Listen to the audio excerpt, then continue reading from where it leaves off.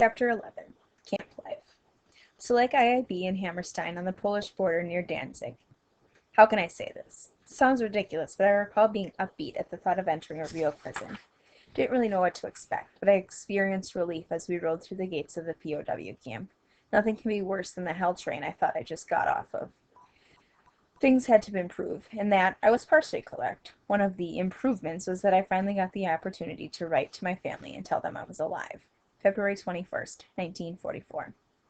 My dearest mother, I suppose you are worrying a lot about me. Well, I'm all right. I'm in a prison camp in Germany. We're being treated good, but there's a shortage of cigarettes and candy, so will you send me some as soon as possible? Please write often and tell everyone at home to write to me. I can only write 4 postcards and 2 letters each month, so don't expect much mail from me. Tell Grandma and everyone hello. I haven't much more room, so I'll have to sign off for now. All my love, your son, Jahar. Since it was May before my mother received this letter, she didn't know where or how I was for many months. As I said before, most of the news regarding POW camps in Germany came from the form of Red Cross prisoner of war bulletins. The 1944 issue contained this small article. Some readers in recent weeks have inquired why Prisoners of War Bulletins has published no report and very few letters from the Stalag IIB.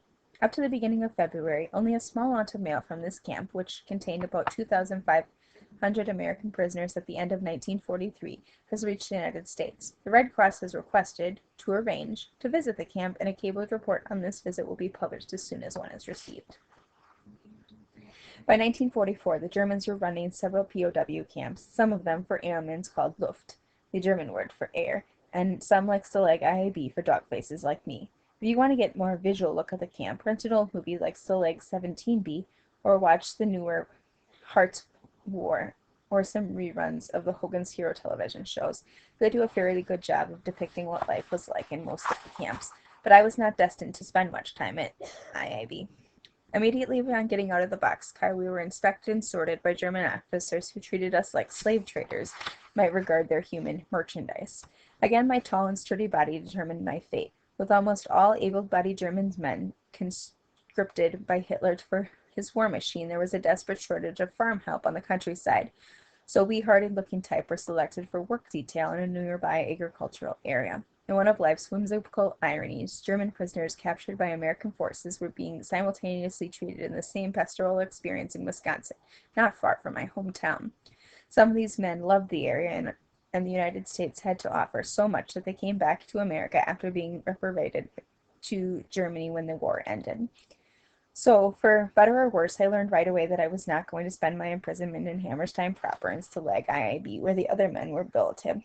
They spent their incarceration in small, uninsulated bunkers, 35 feet long by 8 or 10 feet high, and 30 feet long.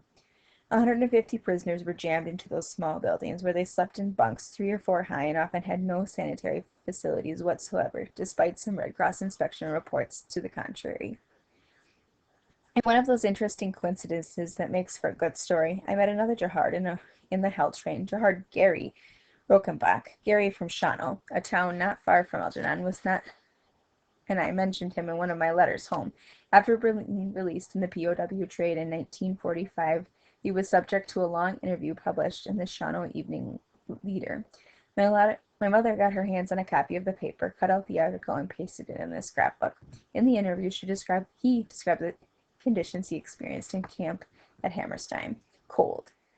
They said around Christmas it was about 32 below zero. We were allowed 5 pounds of coal per day, and we used none of it for heating the building. We smashed it up in small pieces and used it as an improvised stove for our cooking. We had no heat in the building whatsoever, but you can imagine with 150 fellows jammed together in such a small space, there was sufficient body heat to keep us from freezing. Saving coal for cooking? Gary's interview had then evidently asked the obvious question. Cooking what? His reply described the daily bill of fare menu choices available to the Hammerstein POWs and the important role the Red Cross played in the entire prison experience. Had it not been for the Red Cross prisoner of war packages, we would have suffered a lot more than we did. The Germans fed us what we had, which wasn't much. Before the Red Cross packages started to arrive, we were given a diet of turnips, carrots, potatoes, and watery sauerkraut, and I mean that. Sauerkraut was watery. The article went on to say that his and his fellow POW diets did include an occasional cut of meat, you could call it that. Only about one. The only meat boys got was from the carcass of nearby fox farm during the pelting time. They tasted spoiled, and I presume the carcasses were spoiled, but it was meat, and we gobbled it up. It even tasted good. As it had in prison camps all over the world, the Red Cross made life a lot more bearable in Stalag IIB. Each Red Cross package, which arrived weekly, contained enough food for 5 or 6 good meals and 5 packs of cigarettes. Gary had high praise for the International Humanitarian Group. Life went on. We traded. What else is there to do? We had secret radios, so we knew what was going on, and the Germans actually, after a while, knew just what we were doing, because they sent new prisoners in, and they planted their own guys, spies. We never knew who it was, but they knew what we were doing.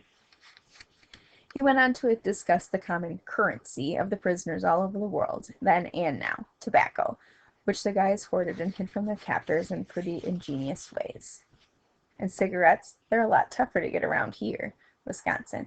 There's a German prisoner camp, thanks to the folks back home and the Red Cross. I never ran out of cigarettes. One night, I won 18 packages in a poker game. The guards, just ordinary soldiers, liked their smokes too, and they do almost anything for a good American cigarette. Used to take cigarettes. Used to get powdered milk in a can from the Red Cross parcels. After we finished it, I'd put the cigarettes in the milk can and bury it in the ground. A lot of guys did that. Then the guards caught on, and they came in with minesweepers and dug them up. Gary ended the interview with a humorous comment about another major interest for soldiers: consciousness-altering substances, commonly known as booze.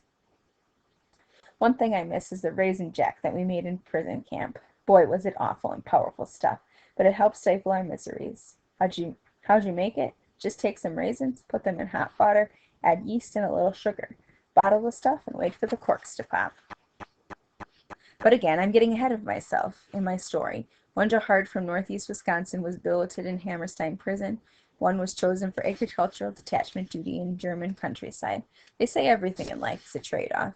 At the time, I considered my posting to the farm to be a lucky break. As a result, I escaped the whole Stalag IIB experience. I got away from the crowded, filthy, diseased, mind-numbing conditions in camp. How was I to know the events on the farm would prove to be nearly the end of me anyway?